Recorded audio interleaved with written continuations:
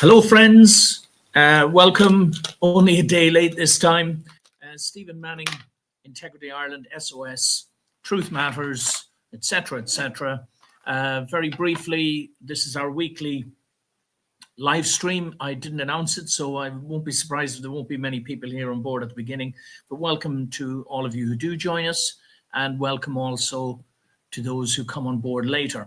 So, as always, I try to cram a little bit too much into these presentations, but I hope you'll find what we have to say today interesting. So, the title, as you can see, Legislative Liars and Lawful Murder.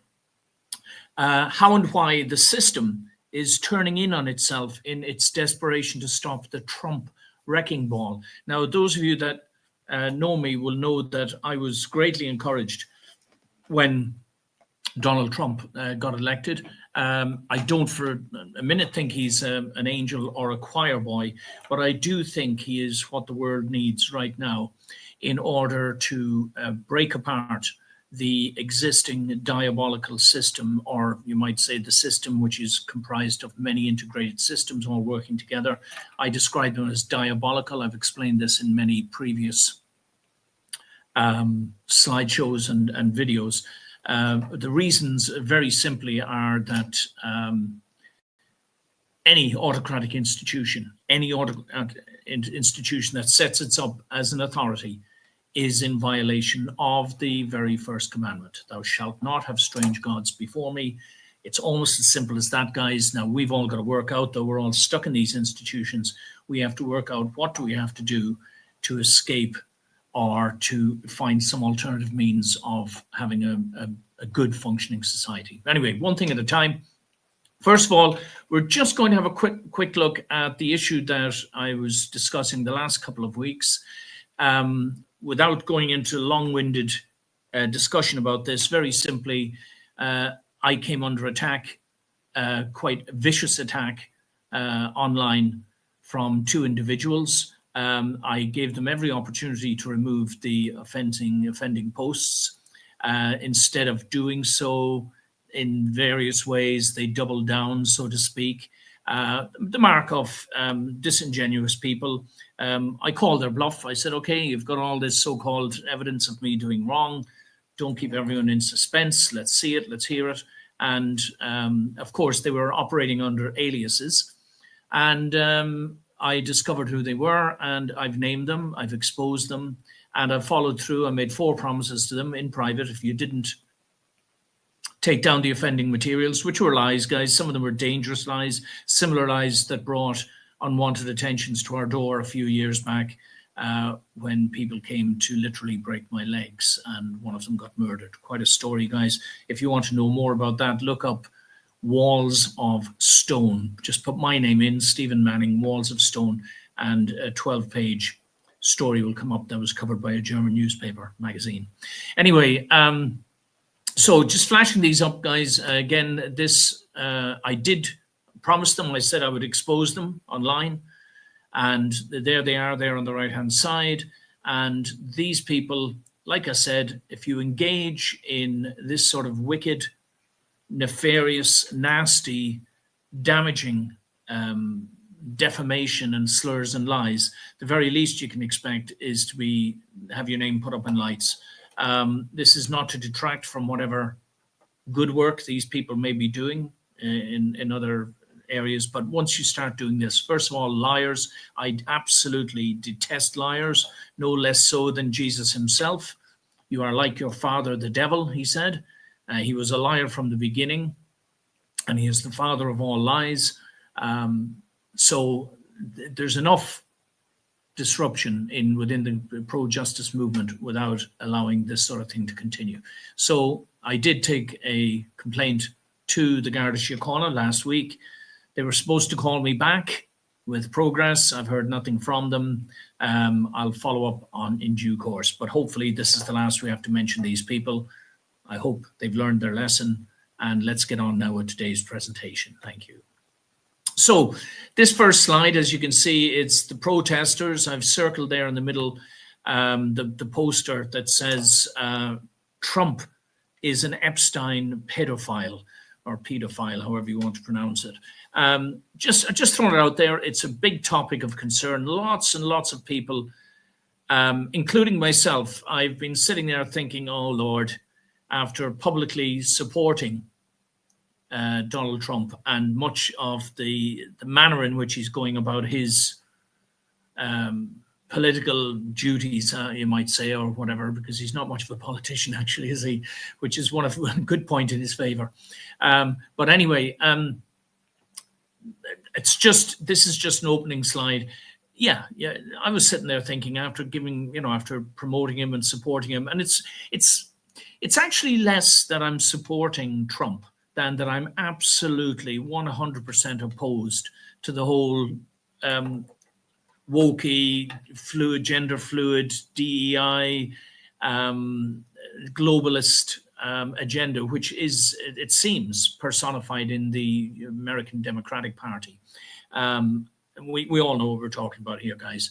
Now, I also thought, oh, well, I hope to God something doesn't come out. But all of this underhandedness behind the scenes to try and smear Mr. Trump is backfiring spectacularly. And I just want to, again, make a note of this. So here we go. The Attorney General releases the first phase of declassified files, right? Now, as the files are being released, we've all heard it. Oh, Trump is implicated. They mention Trump. Yes. And of course, the knee-jerk reaction is go, oh dear, oh no, we're not going to another horrible scandal now emerging, and somebody that we hoped was going to be different, and all this sort of stuff. But actually, we're now beginning to see this was all as Trump would call it, fake news, so to speak. And let's have a closer look at it here. Let's see the next slide. One side. So keep going. I've got a little treat for you at the end, by the way, guys. I hope we'll get there in time. There's a little treat at the end, which we'll press on.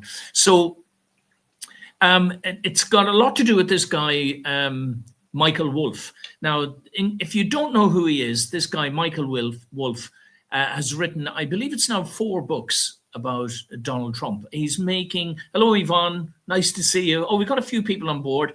Yeah, good. All right, guys. At last, maybe the notifications are working. Anyway, nice to see you, Yvonne, and my other friends there.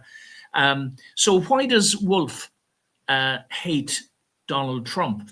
Well, I'm suggesting, and again, very briefly, that there are 7.4 good reasons that he could be doing so, because that's apparently how much it was predicted he would make from the previous book, which was called Fire and Fury. Okay.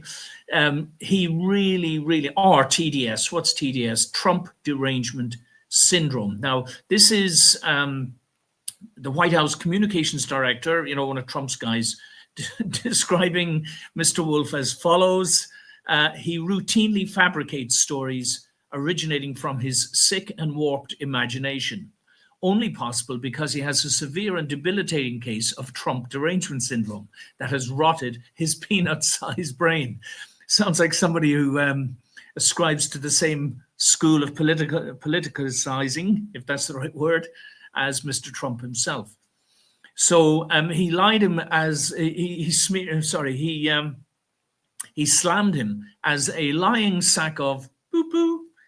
And Trump himself responded in a lengthy post on Truth Social saying the so-called author, Michael Wolff's new book, is a total fake job, just like the other junk he wrote. So now we just established here that there's this Wolff guy who is he's a serious Trump hater. Okay, why is this important? Well, we've got to just get to the bottom of this, right?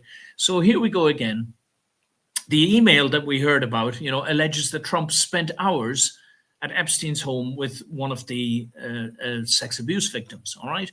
And in another string of messages, now Epstein, by the way, was talking to Wolff. Wolff's main source, he says, because of course Epstein's dead now, so he can't really contradict him. But anyway, Wolff says that Epstein was his main source of the materials in his book, okay? But even with that, how damning are those materials? So in another string of messages, Epstein implies that Trump had met his victims, but said that the president himself had never received a massage from them. Well, that's quite important, I would say, seeing as that seems to be the gateway into the sexual activity and the blackmail that often followed, you know. So this is, Wolf then says to Epstein, when Epstein contacts him, Wolf says, there's an opportunity to come forward this week and talk about Trump in such a way that could garner you great sympathy and help finish him. Interested? Okay, so they're out to get Trump. That's very, very clear, okay? And as it transpired, that conversation was about Epstein noting the fact that he had some associations with Trump. And this is Wolf saying to him, well, there's two ways you can play it. We can either try and finish him so he doesn't get elected, you know, smear him, or if he does get elected, you can use the fact that you had some associations with him to better your own position. Lovely people, huh? Anyway, let's see what else comes.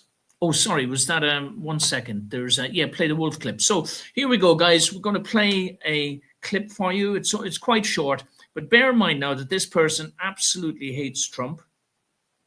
And this is what he had to say. Please pay attention as to what he says about Epstein. It's only Epstein's legal problems began.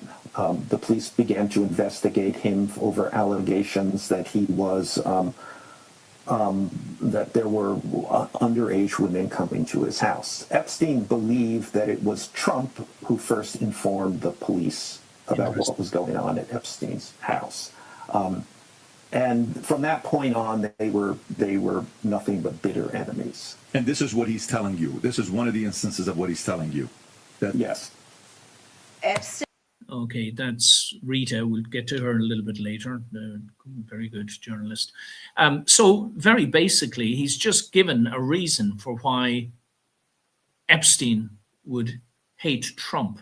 Yeah.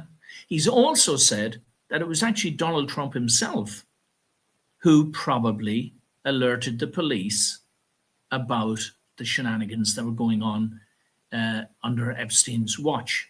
Interesting, I hope you'll agree. Let's remove this one here. So let's see now, we have to put the slides back up. 1 second, my friends. Again, as always, there's always little technical issues. Come back up here. Yeah, let's bring that back up. Okay, so what I'm doing here really is running a defense of Trump and an attack really on the people who have been trying to set him up, these liars, not dissimilar to what's happened to me too. It was always, pseudo-sexual allegations. That's how they start. They try and, raise everyone's hackles. And then as you prove yourself, innocent, all the cowards fall away, So the other question here is the released email had Virginia Giuffre's name redacted. Now, this has to have been a deliberate ploy, and this was done by the Democrats because, you see, Virginia, God bless her, who she left us now, sadly, no doubt the trauma of everything she'd been through contributed to her suicide. But first of all, she had already made it public and in a book that she wrote that Donald Trump had done nothing wrong, untoward, other than, quote, flirt with her, she said, meaning talking with her, and charming her and so on. But what most people don't realize is that she worked at Mar-a-Lago before Epstein. Well, this was apparently part of the falling out between Donald Trump and Epstein was because Epstein had come to Mar-a-Lago, and after she'd only worked there a few weeks, he basically convinced Virginia to leave and come and work for him. And that was the start of her ordeal, right? So that was part of the problem, okay? But then it's more understandable why Trump would, if he had met her, which is what was said, he met her in Epstein's house, why he would have felt at ease to have had a chat and a conversation with her. She was a previous employee of his, He didn't know her very well, he says, but, So it all starts to make pretty rational sense. And then it's Trump that goes to the police. Now, we don't know this categorically, but there's a strong suggestion, but even by Wolf himself, someone who categorically hates Trump and is making a living out of lambasting him and slurring him and everything, So it's all starting to piece together. Yes, this is beginning to look more and more like another grand conspiracy to try and get Trump out at any means possible, So let's pop on to the next one, guys. How are we doing? So here we go. Now, we now move on to this woman. Now, why are we talking about her? This woman, Jasmine Crockett, because she epitomizes what has become the Democrat Party now, and this whole, indignant, arrogant, hubristic. I've underlined the fact that she is a lawyer and a politician, two professions that are very, very high up on the sociopathic scale. And if you remember, guys, as I talk about every week, sociopathy in psychological terms versus empathy, right? So being a sociopath versus being an empath, very loosely, it's not as easy, it's a generalization, but very loosely, empathetic people are good people. Sociopathic and psychopathic people are on the evil end of the scale, all right, to put it very simply, all right? So we shouldn't be too surprised at this woman's behavior. So where are we? Oh, now something has just happened. I'm going to have to, I clicked the wrong button. Here we go. So I'm now going to play a clip of this woman talking about her previous boss, Joe Biden, Let's hear what she has to say. The president's health and his mental acuity? No. None No, whatsoever. I had none. Now, granted, I didn't see Joe Biden every single day, but I did have an opportunity to interact with the president. I never had a concern. If there's anyone that I am concerned about their mental acuity, it is the current occupant. Yeah, there again, Rita again. We'll get to her in a second. I borrowed these clips from another broadcast. But the point I'm trying to make here, this is this Jasmine Crockett woman, very well presented, I must say. She certainly knows how to play to the cameras. She is apparently the rising star in the Democrat Party. People are talking about her as if she's a potential new leader. That, in a way, doesn't surprise me, not because of her qualities as a leader, but because of all of her vices as a diabolical sociopath and a liar, as we're about to see in a moment. Let's pull that one down. Back to the slides. Where are we? I'm getting better at this, guys. All right. So, first of all, she's been going after Trump as well. Another person with extreme Trump derangement syndrome. Now, I'm going to play a second one. This is about the Epstein files. Right now, again, please listen carefully. If you haven't seen this video before, please listen carefully. This is this woman, Jasmine Crockett, standing up in the Houses of Representatives, or whichever it is in America. I hope I didn't get that wrong. But she's standing up there in public view, where she's protected, by the way, by legislation from being sued or anything for lying. Okay, but listen. First of all, listen to what she has to say, and secondly, listen to the indignation in her voice and the threats she's hurling across the floor. We're going to do this. We're going to do that. The other, and her outrage. And then I'm going to let you into a little secret right away afterwards. Also took money from somebody named Jeffrey Epstein, as I had my team dig in very quickly. Mitt Romney, the NRCC, Lee Zeldin, George Bush, Win Red, McCain Palin, Rick Lazio. I just want to be clear. If this is the standard that we're going to make, just know we're going to expose it all. And just know that the FEC filings, they are available for everybody to review. This is absolutely ridiculous. Rita again. Thank you, Rita, for your contributions this week. Now, you all heard it firsthand, the outrage, the indignation, yes, bring it on. We've got, and remember now how she started that. She said, people who received money from someone named Jeffrey Epstein. Now, just think about how callous and scheming and wicked a mind this woman has to have stood up and read out the names of a number of, the Republicans, right, who did receive money from someone called Jeffrey Epstein, all right? The problem is, friends, it wasn't the Jeffrey Epstein, the pedophile. It was a doctor, a surgeon, a neurosurgeon, I think. We're going to show him in a moment. What's worse than that, though, is the fact that that very same Dr. Jeffrey Epstein has contributed to this woman's own political campaign. So she was on that very same list, but failed to read out her own name. So she knew exactly what she was doing. She knew that this clip would go viral. I know the first time I saw it, I went, what? In fact, Epstein was a contributor to the Democrat Party, not, the pedophile Epstein, not to the Democrats. That, this is appalling. The level of hubris and brass-necked, in your face, nastiness to be able to lie like this. And then, of course, it gets worse. Let's remove her here. Of course, it gets worse because next, there she defends herself after saying Republicans landed money from Epstein. I've just played that clip there. Now this is my text on the right here below. A Democrat congresswoman. If the American public are electing people like this, self-opinionated, loud and brash, well-manicured liars and blabbermouths, then they deserve what they get, i.e. the American Democrat Party as it is today.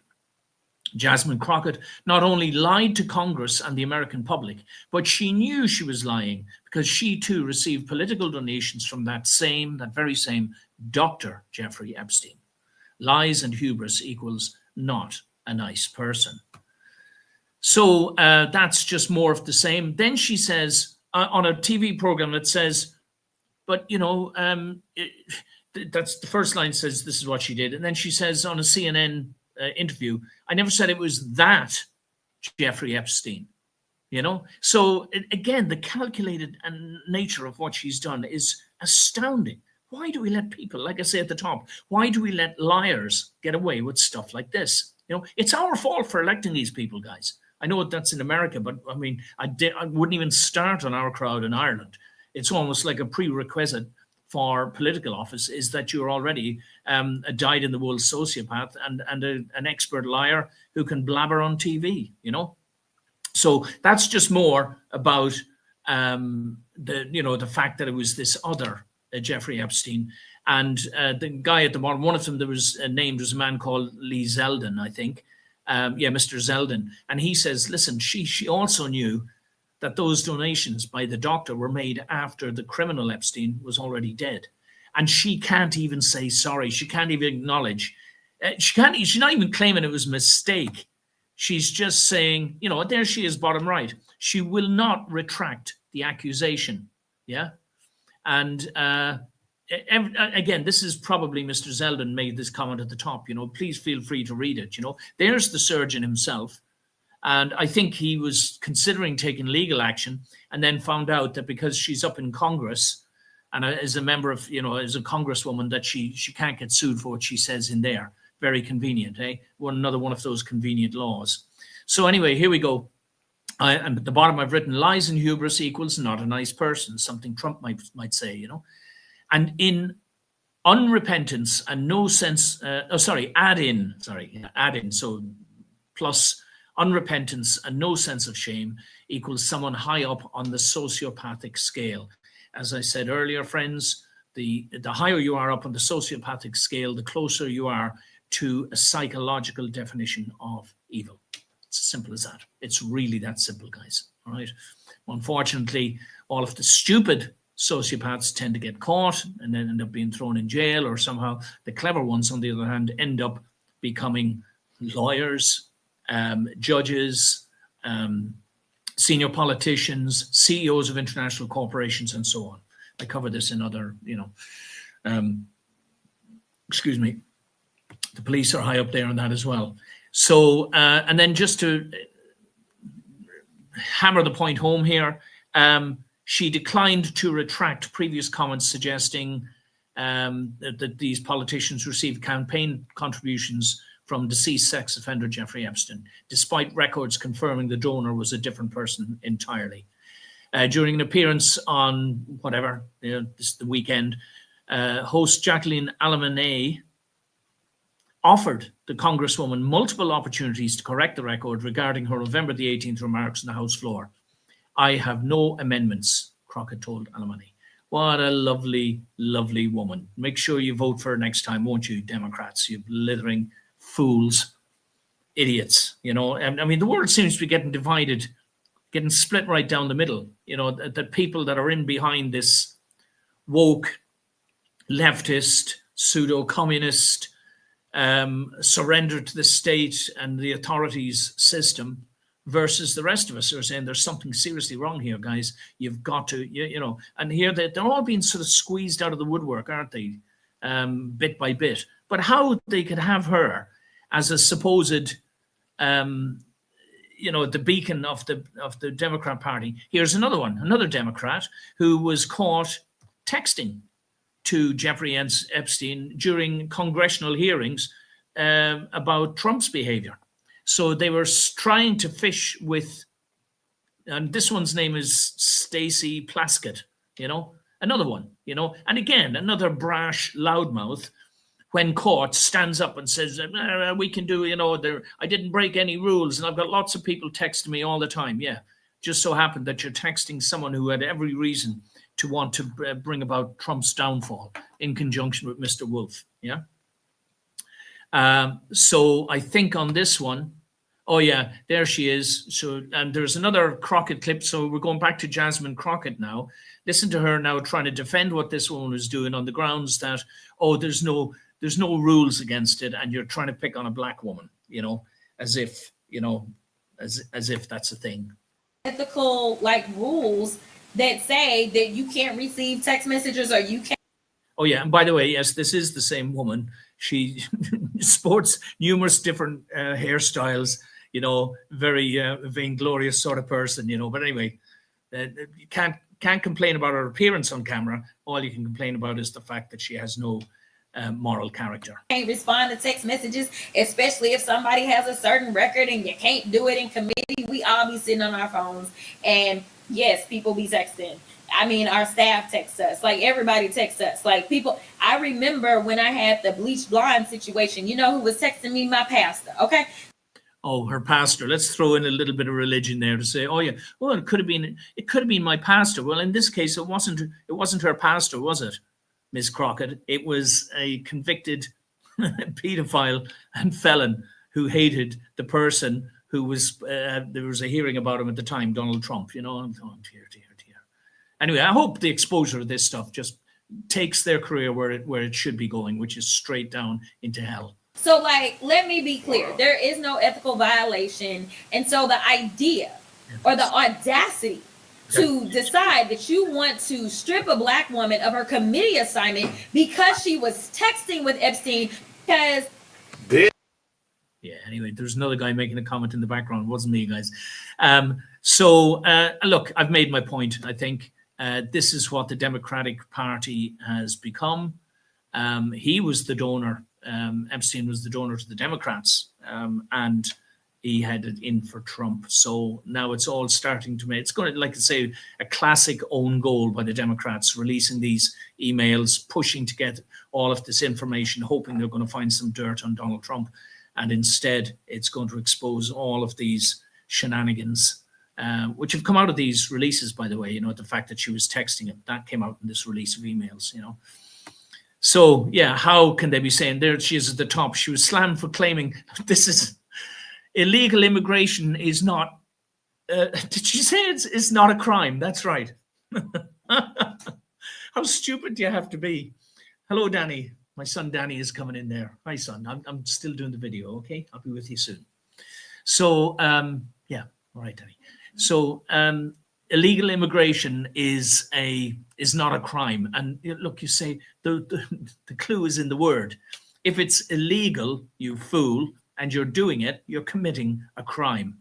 I don't get it, guys. I don't get it. How people can be this stupid to elect people this dense. Mind you, she's got a law degree, so she can't be completely stupid. So this must be contrived. It's just about making noise and everybody thinking, oh, just because she's saying it loudly and confidently, it must be true. No, nonsense.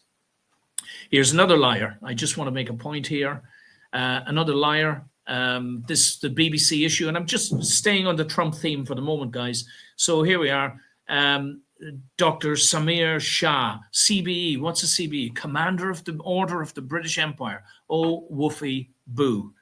The question I've put in there, you know, he's issued a groveling apology, but he's a liar. I listened to him on you know, he's in there protecting the system, protecting the establishment, oh, there's no intrinsic, malfeasance going on or misfeasance. Well, my question is, how and why do so many people who are career liars and moral deviants get rewarded with honors and public awards? The answer? Because they have shown and demonstrated their loyalty to a diabolical system. Because who's handing out all of these awards? Well, it's the people at the top of the diabolical pyramid. Yeah.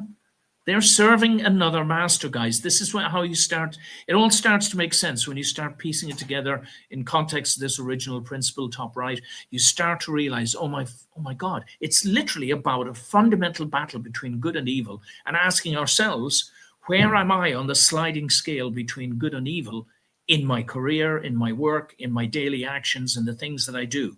I hope we'll have time to have a quick look at that too in a moment, guys. All right. So staying again with Trump, that's me at the top. No more political scheming and underhanded secretive diplomacy, which is how politics normally works, is it not?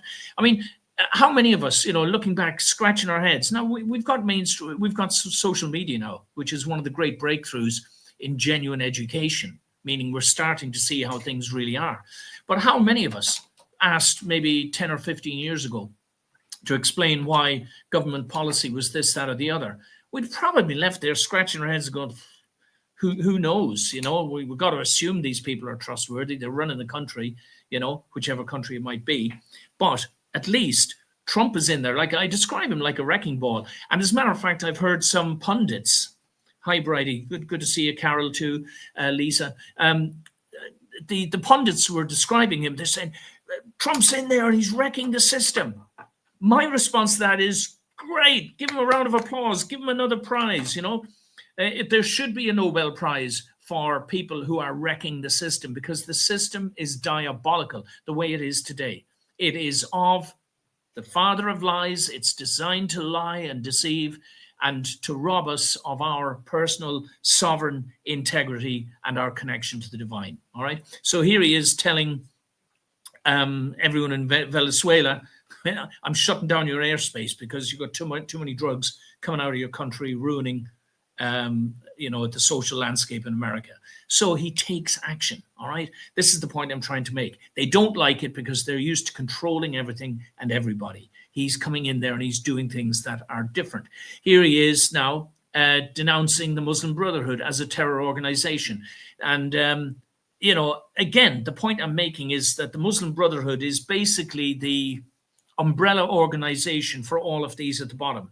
ISIS, Al-Qaeda, Hamas, the Iranian regime, Hezbollah, Al-Jama'a al-Islamiyah, I had to look that one up, Daesh. The Council on American Islamic Relations is, now I've got to be a little bit careful here with this one, because I don't want to say something that's not exactly true. One of Trump's subordinates has named them as being an affiliate of the Muslim Brotherhood.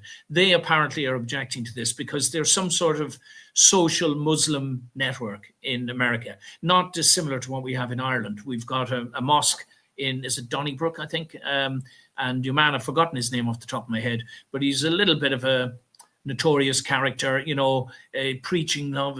Islam is the religion of peace, and we all want to get along, whilst then taking over Croke Park and having hundreds or even thousands of Muslims all taking it over, doing their prayers, and doing the same out in the streets and many of our iconic areas. I think in England there was the Canterbury Cathedral, I think, or St. Paul's. It's all symbolic, guys, because before the physical takeover happens, there has to be a symbolic takeover. All right, and a lot of this symbolism is in the news and in the media, and in the actions and activities of people. You need to be aware of it. Not many people understand it. That's why the original principle there, is it's a highly symbolic concept. Okay, but it's also a realistic one. All right. So anyway, so there he is taking on the Muslim Brotherhood. At least he's doing stuff. And even though it does create ripples and side effects, and there's what appear to be negative consequences. Now, of course, if decent Muslim organizations get tainted with this brush and suffer because of that, that's to be regretted, of course. But when you weigh it up, but is it more important to shut down, let's say, Hamas, for example?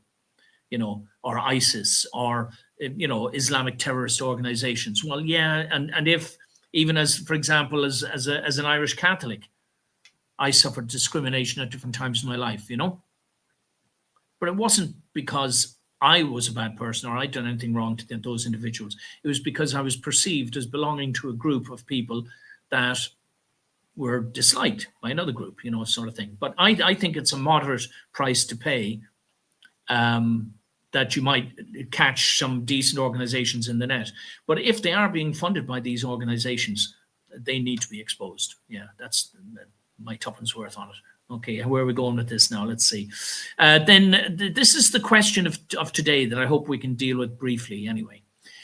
So this senator, another Democratic senator, has basically, Democratic lawmakers got together and they created a video. I don't have the video, guys, but basically the theme of the video was telling the police, ICE operatives, the army, basically you don't have to follow Trump's orders. That's the, you know, that's basically it. Trump, of course, responded by saying this is seditious behavior on the part of the Republicans, and it could result, if you get done for treason, it could result in the death penalty.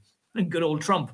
Anyway, at least, you know, he's not going to just sit back quietly. So this brings up this question, which I want to tackle briefly today, guys, just briefly, because it's an interesting question.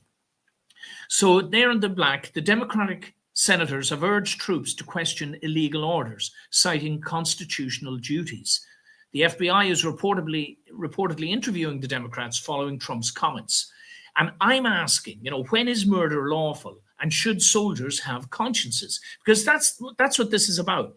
Are there any circumstances that justify large autocratic structures where one is required to follow orders regardless of one's beliefs or morals? Now, this is a bit complicated, guys. Now, you see the little red guy on the left there. That's the, quote, perfect or true man, right? He's red because he's masculine, okay? Spirit, mind, body, they're the three circles there at the top, the middle, and the bottom. They align with the chakras and everything.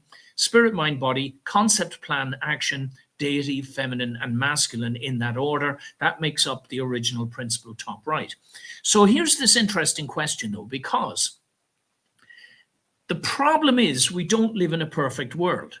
Now, if we lived in a perfect world, it would be easy to answer that question and say that murder is never lawful and it's never appropriate to have an autocratic institution. Remember, I said it at the beginning, an autocratic institution basically replacing God. First commandment, I am the Lord thy God, thou shalt not have strange gods before me. Because autocratic institutions require the participants in that institution, or the subjects of it, or the administrators, it doesn't really matter, but the people that are influenced by that institution are required to do what? To follow orders, to do as you're told. Otherwise, you either get punished, alienated, vilified, there's negative consequences. But what if that is a violation of the very first commandment? What if I could prove to you that these large autocratic institutions, all of them, even charities and churches, but more especially so, it's easier to point to big pharma, to the military-industrial complex, to government, you know, big business. They are diabolical constructs. They operate out of, you know, satanic principles that came out of the fall and out of Cain murdering Abel. Cain went away then and set up the first cities, blah, blah, blah, blah. And that's the model that we've adopted ever since.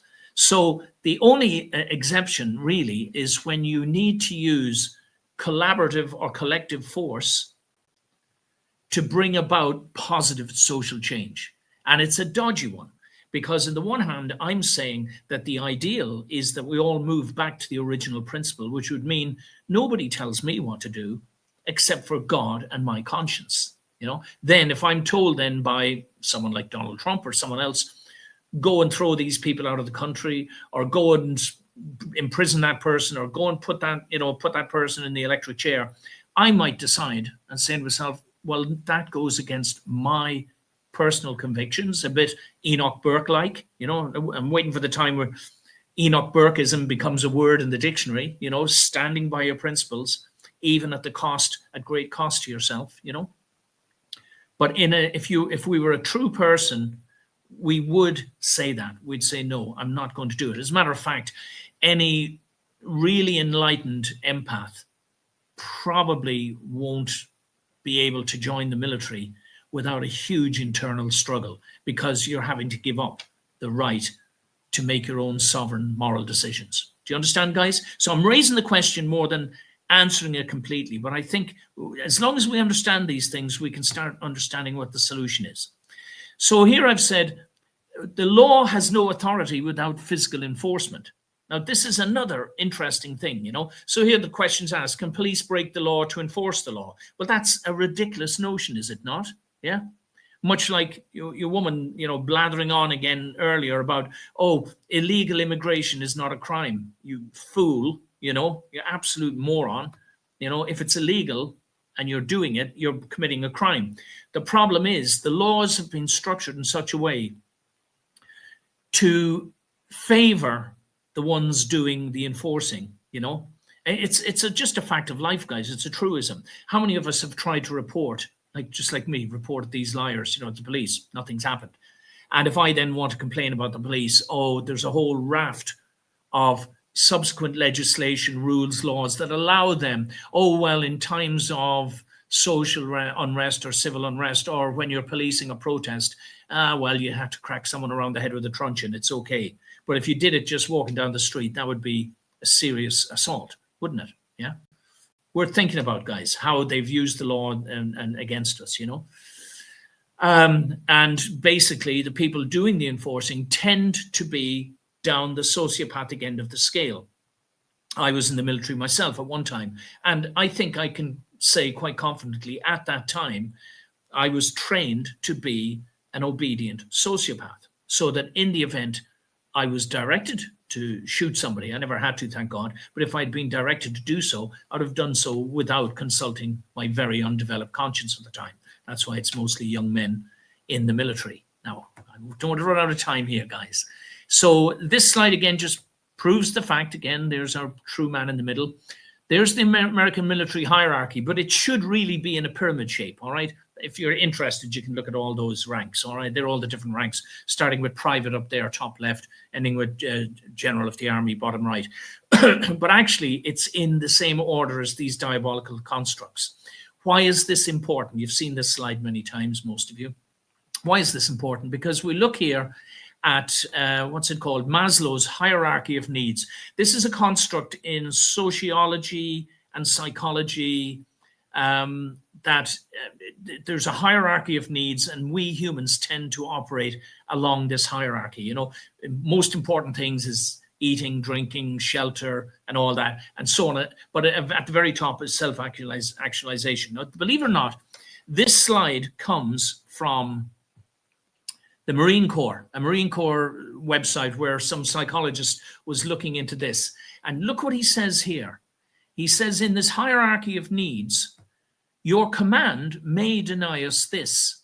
What's that? Self-esteem needs and love and belongingness needs. Well, you're not going to be going out loving and hugging the enemy, are you, if you're going to be shooting them, you know? And down at the bottom, war will deny us this. So just being in the army, yeah, your command will probably deny you some of the essential elements of the hierarchy of needs. And this is a hierarchy of needs that produces good people, by the way. This is really, really important, you know. The hierarchy of needs is supposed to produce rounded, good, you know, rounded, sane, wise, kind, decent people. That's the whole point of it. But here he says at the top, this is where we can be ethical. So what is that exactly? It's the point of self-actualization. I don't know if I can make that any bigger and read it. You guys can read it better than I can. But anyway, I hope I've made the point. You join the military, you're signing up to be a sociopath at some level, even if it's only turning a blind eye to the fact that you're in a murder machine. But that's not to say we don't need some of these things currently, whilst the world is still in a very diabolical state, and we need some organizations of this nature for the greater good. Ideally, it would be if we had an army of empaths, they'd all be picking flowers and giving them away to the enemy. You know what I mean? We wouldn't be able to get anything done. Okay, so let's see, where do we go from here? Oh, yes. Now, so the White House press secretary, Caroline Leavitt, says in response to the Democrats, telling the army and everything, you don't have to obey Trump's orders. She says they can't identify illegal orders because there are no illegal orders. And I'm saying, why? Because some law says so. So you get another law deciding which orders are legal and which are not. It's a mess, guys. And it goes back to another time that I explained to everyone that the original law came from the 10 Commandments. But the 10 Commandments were only carved into stone because, as Jesus explained to the scribes and the Pharisees, the people at the time were too stupid to understand the original principle. Okay? That's supposed to be an intrinsic part of who we are. We don't need laws to tell us how to behave.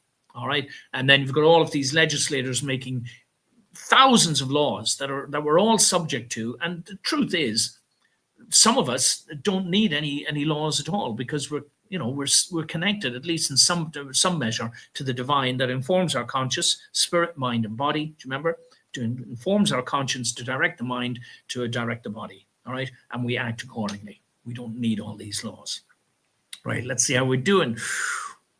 Right. As I do on many occasions, guys, I'm just going to pull this up. Leave it for a few seconds. Please come back to it, friends. Freeze it and study it. It is worth studying, but because of the time factor this week, we're going to breeze through to the next one. Yes, this one too, guys. I want you to freeze this, come back to it, examine it, okay? The question is, where am I on this scale? Empaths on the left, sociopaths on the right. You can either think about your whole life and say, well, what sort of person am I? And try and find a spot on this chart and say, well, that's where I've probably lived most of my life. Hopefully, guys, we're all drifting up to the top left to become actively good people, all right?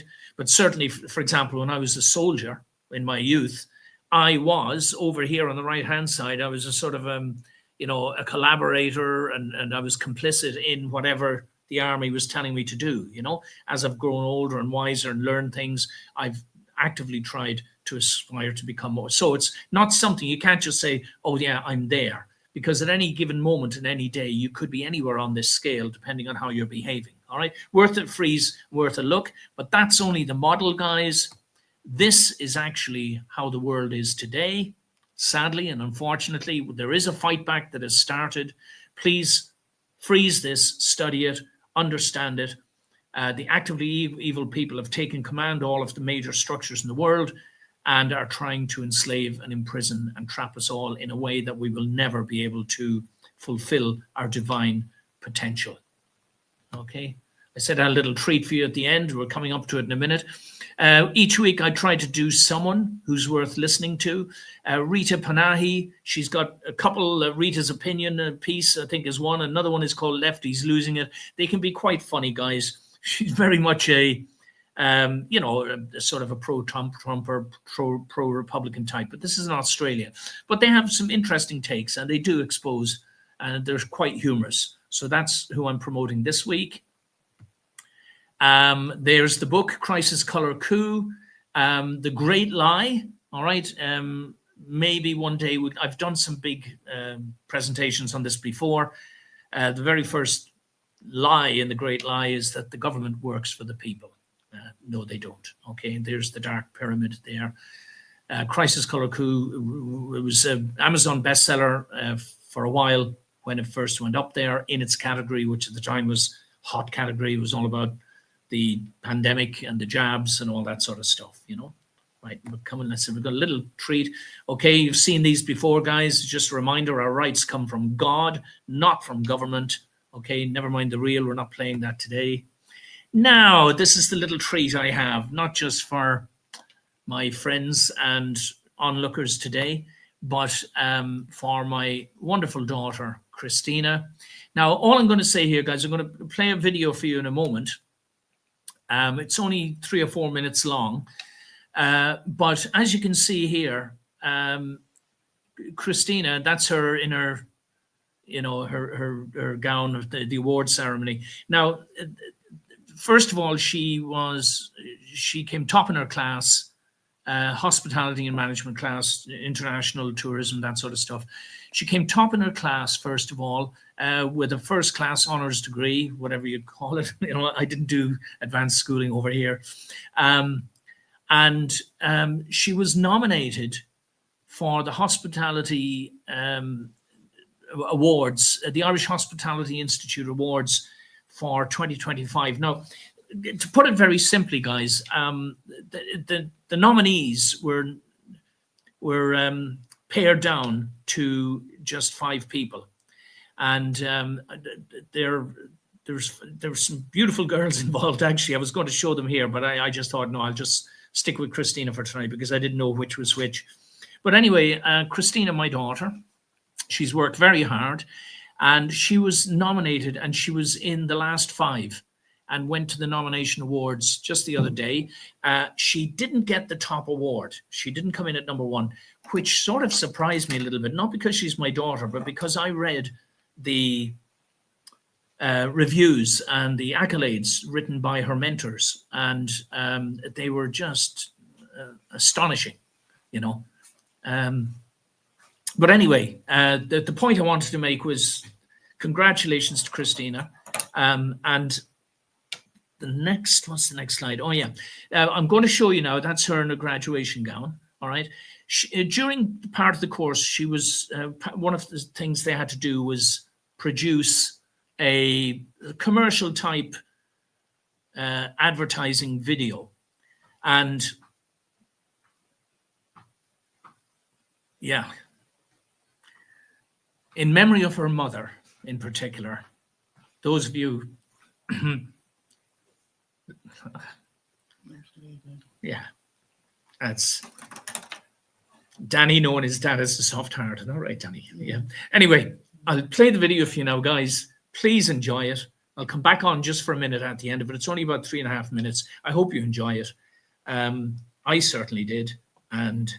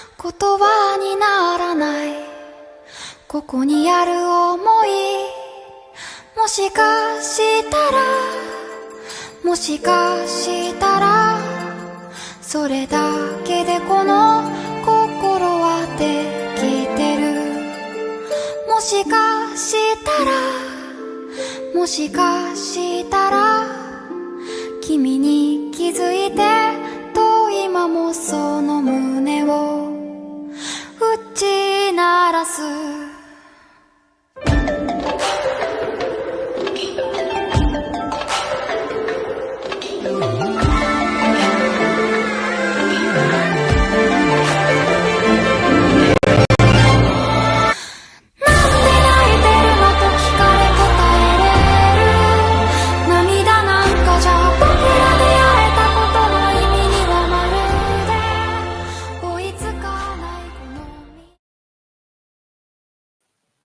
Great. So let's see. Wasn't that wonderful? And considering, I'll just remove that now, considering she did it all herself, you know, no training or anything. Fantastic.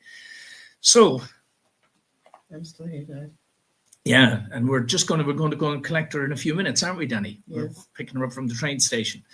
So so that's more or less it for tonight, guys. Let's see if I got the last slide I usually pull up where where's the slides? Ah, yes. That's Christina again. Okay, let's make it a little bit smaller. And the final slide is the one where, if you're interested, guys, I'll bring it up in a moment. These are some of the areas you can get information from us. That's Jessie Hall above me. We did some marathon videos about all of these topics we talk about. Thank you for all the compliments, Rita, Nobby, JP, Gerard. Thank you very much. We'll keep hammering these out, guys. We'll keep trying to do videos that bring this notion of the original principle. I'll bring it up for you here, guys. That top right, the original principle. I think the sooner all of us understand what this original principle is and how it's something we're supposed to be aspiring to, we can use it then as a model, if you like, sort of like a blueprint, and then you lay it over human society. And by doing so, you start to see clearer and clearer and clearer what's right and what's wrong, what we should be doing, what we shouldn't be doing, you know.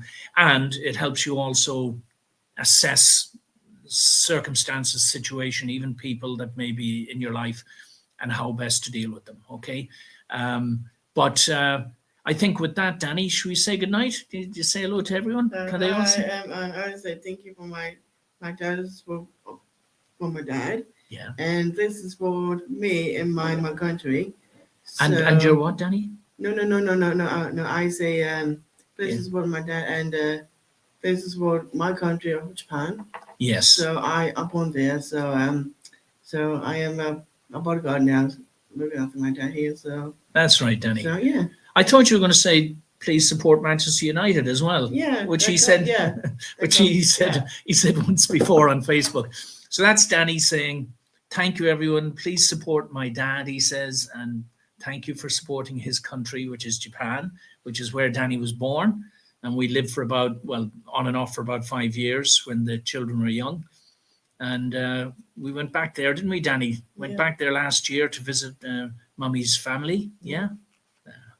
Anyway, guys, thank you so much. And again, I'll check all the, hello, Mary. I'll check all of the comments later and do my best to respond where possible. Hope there's no naughty people coming on this time saying naughty things that aren't true, because if there are, well, your name will go up in lights, no matter how well you try to hide yourself. Anyway, let's finish on a positive note. Thank you, everyone, for the kindness and the support. And please, like I said, as you learn from these videos that we do, please share as much as you can, because that's the only way that we're going to beat this diabolical system. So we say good night and God bless, Danny. Yeah? Yeah. You waving to everybody? That's it. My bodyguard. God bless everyone.